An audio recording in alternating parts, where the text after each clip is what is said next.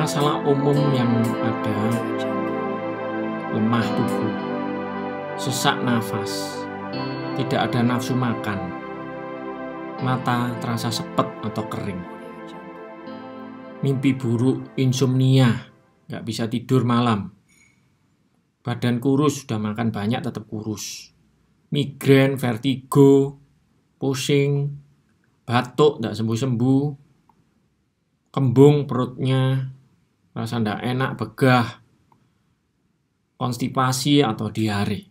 Ini masalah umum yang ada. Bagaimana kita mengatasinya? Kita banyakan tadi yang saya sebut itu melihat di cabangnya. Konstipasi, diare, pusing, sakit punggung, sakit pundak, rasa nggak enak di tenggorokan. Kita harus melihat akarnya juga, ya. Akar yang di bawah ini, di bawah tanah, kita tidak terlihat. Itulah yang akan kita pelajari, ya. Kaitannya apa sih di atas ini? Ikutilah seri TCM dari video-video saya. Nah, TCM Healthcare mempunyai misi, yaitu pertama membersihkan meridian, saluran penghalang energi tubuh. Kedua, membantu sirkulasi darah dengan lancar. Ketiga, supaya nutrisi yang diperkaya oleh oksigen disalurkan secara merata. Memperbaiki pernafasan di dalam tubuh kita. Meningkatkan kualitas pencernaan. Ini misi yang ada. Kalau disingkat yaitu mengembalikan keseimbangan internal. Preventive treatment, 治未病, ini adalah moto dari pengobatan Cina. Kalau diterjemahkan di dalam bahasa Indonesia, pengobatan tradisional Chinese medicine. Preventif ini pencegahan, ya. Nah, kata pengobatan ini kurang tepat, ya. Pengobatan tradisional medicine, ya.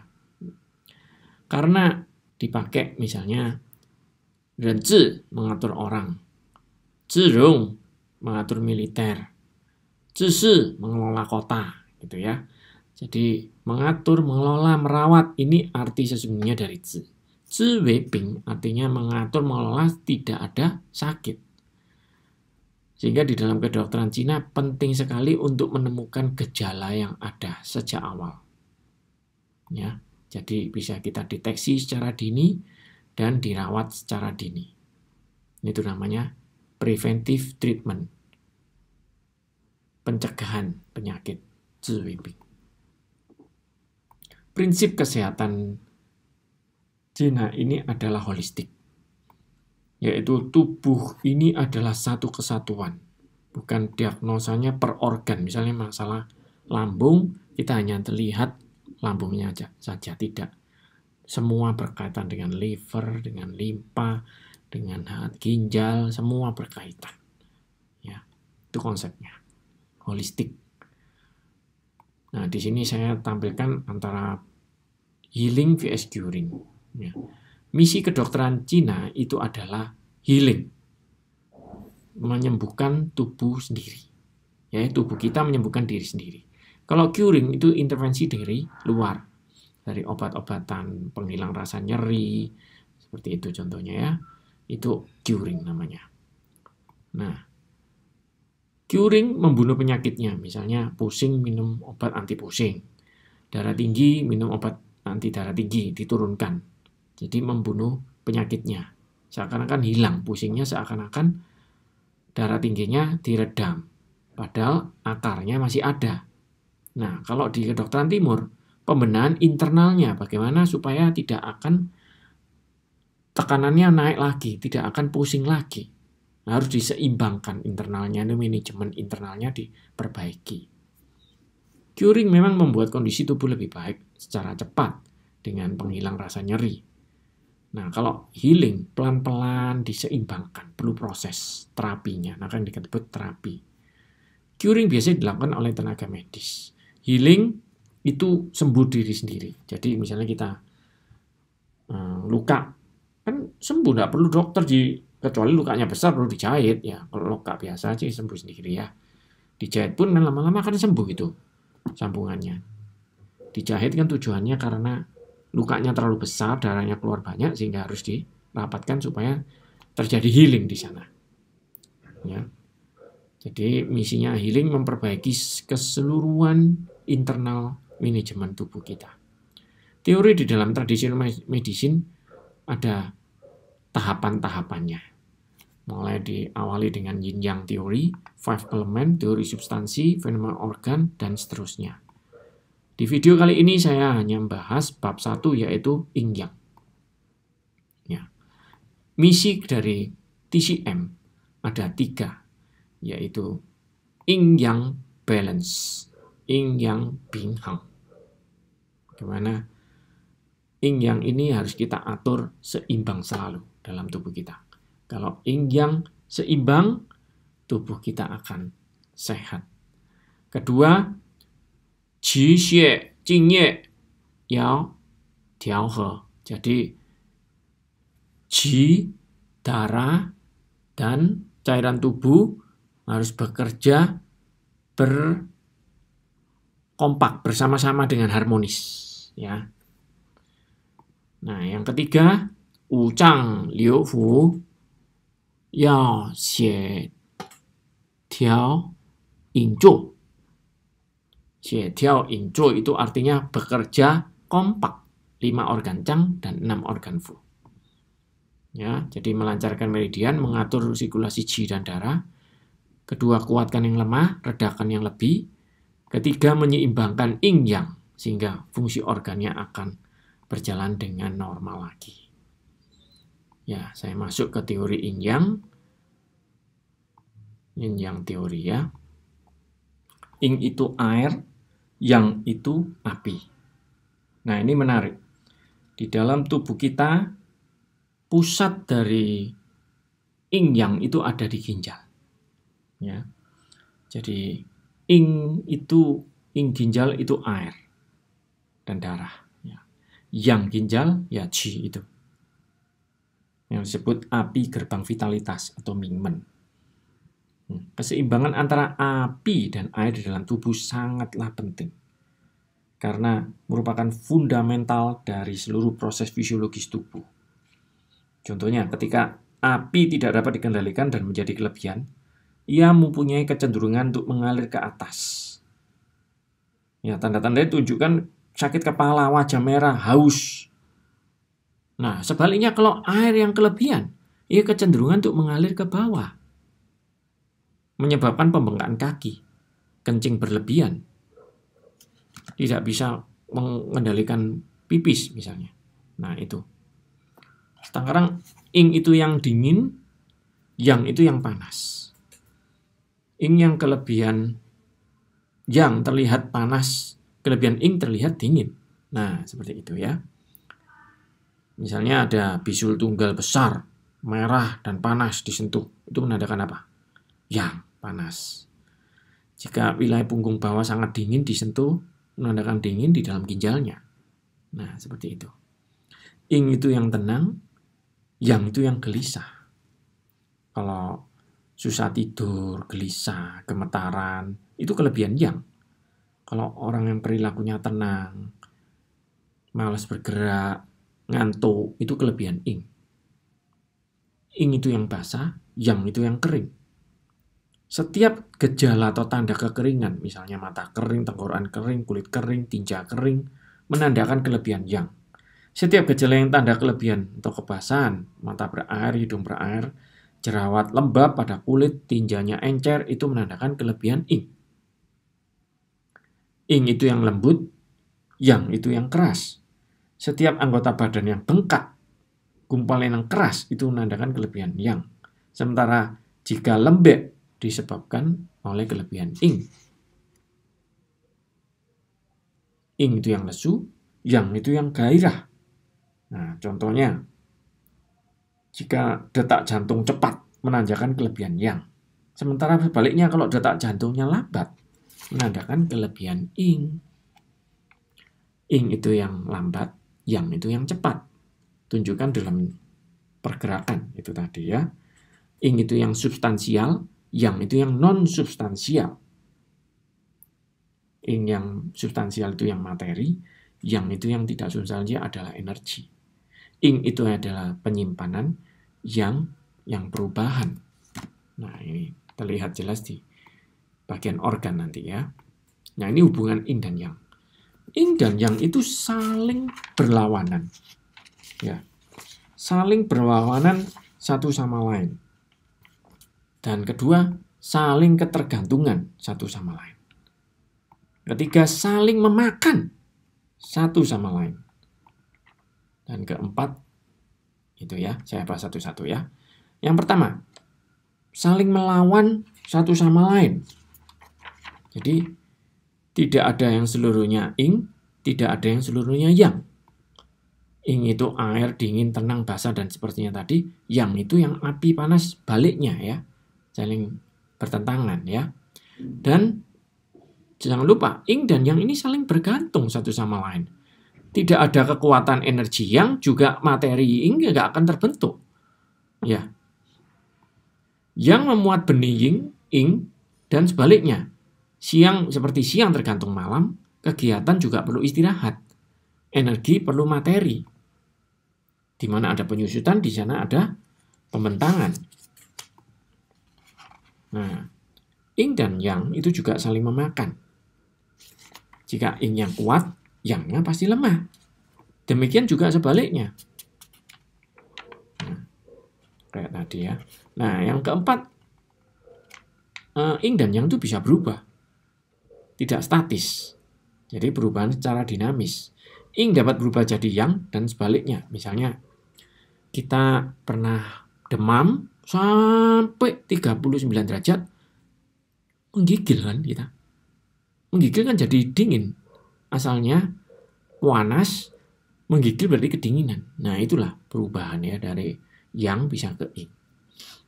Di dalam simple question bab 2, yin diam, yang aktif. Yang memberi kehidupan, yin membuatnya bertumbuh. Yang diubah menjadi ji, yin diubah menjadi kehidupan material. Nah, seperti ini diagramnya. Yang atas ini yang normal, yang 4 di bawah ini itu tidak normal. Ini misi dari kedokteran timur. Penting sekali untuk melihat ketidakseimbangannya di sindroma mana. Di excess yang atau defisiensi yin. Ini perlu analisa yang tepat. Sehingga bisa dilakukan terapi dengan tepat juga. Penerapannya seperti ini tadi. Kalau persediaan yangnya kurang ya ditambah. Demikian juga persediaan yin yang kurang ya ditambah materi yinnya.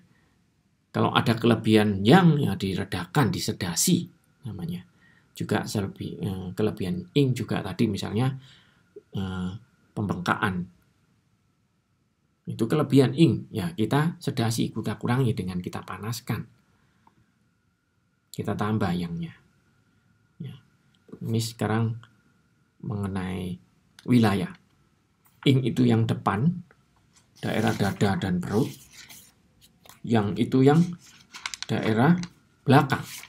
Jadi belakang tubuh kita itu adalah saluran yang semua. Yang mempunyai fungsi melindungi kita dari faktor-faktor penyebab penyakit luar. Yin ada di bagian dalam itu untuk menutrisi, untuk menyuburkan. Yin di bagian badan, yang bagian kepala. Ya. Jadi di mana nggak absolut yin itu di sini, yang itu di situ gitu enggak ya. Jadi contohnya dada itu yin dibanding yang kepala, karena kepala yang, dada yin. Ya. Tapi kalau dada dibanding dengan perut, perut ini yin, dada ini yang. Nah, seperti itu ya. Nah, bagian dalam itu organ-organ adalah yin, yaitu ji nutrisi, bagian dalam untuk menyuburkan materi. Kalau bagian luar energi, ji pertahanan untuk melindungi kulit dan otot. Di bawah pinggang yin, di atas pinggang yang. Yin-nya itu struktur organ termasuk yin, yang fungsi organ. Contoh misalnya, fungsi organ itu misalnya yang limpa lah. Yang limpa mengubah bentuk materi mengangkut ji makanan yang didapat dari limpa dan membuat darah yang merupakan ing dari limpa itu. Ya, jadi darah cairan tubuh termasuk ing, ji itu termasuk yang. Nah, ini bagian tubuh. Belakang, beksu, pesu, ini adalah yang. Frontmu, jenmu, ini adalah ing. Di daerah belakang seperti simbolnya, masih ada ing. Begitu juga sebaliknya di bagian depan, frontmu, masih ada yang juga. Oke.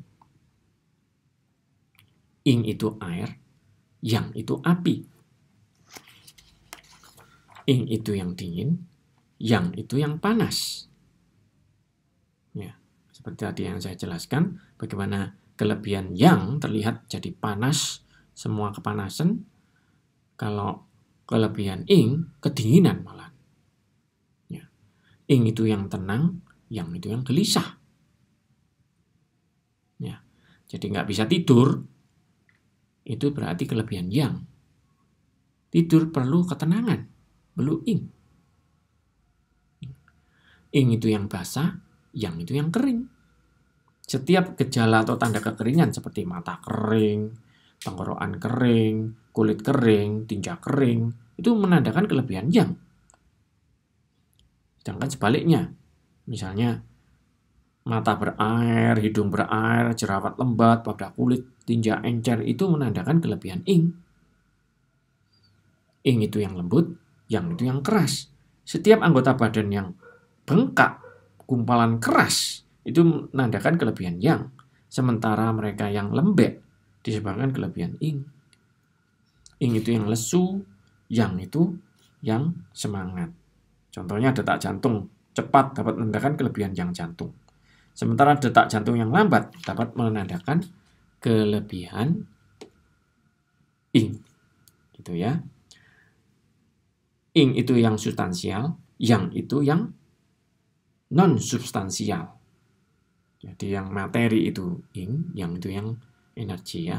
Ing itu yang menyimpan, melestarikan, makanya ji nutrisi itu di ing, yang itu yang mengubah bentuknya. Nah, itu yang energinya. Ing itu yang kekurangan, yang hiper ya.